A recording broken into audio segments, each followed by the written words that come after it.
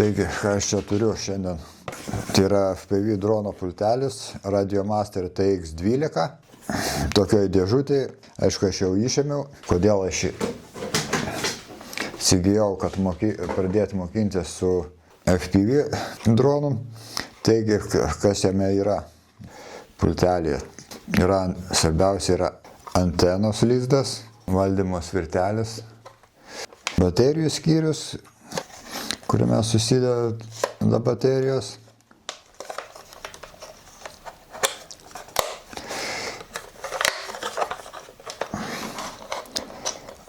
papildomo modulio skyrius, kur galima dar kažką tai įdėti, jeigu reikia.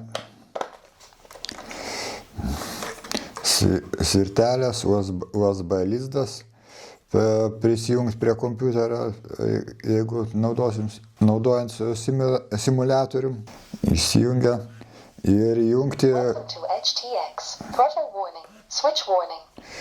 Jo, ten tuos reikia į priekį, nes įspėjimą duoda. Ir va, rodo meniu, režimą pasirinkimą.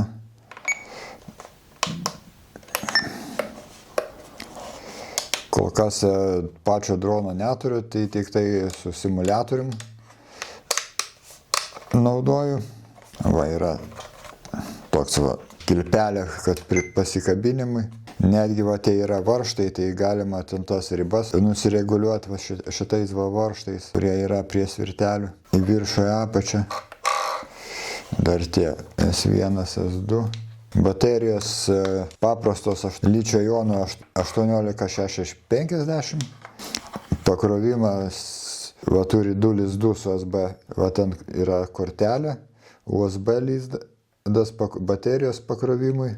Ir dar vienas yra pačio pulto pajungimui lizdas. Tai yra prie kompo naudojant simuliatorių arba programinės įrangos atnaujinimui arba pakeitimui. O kaip sekėsi simuliatoriui, pažiūrėsime sekančiame video.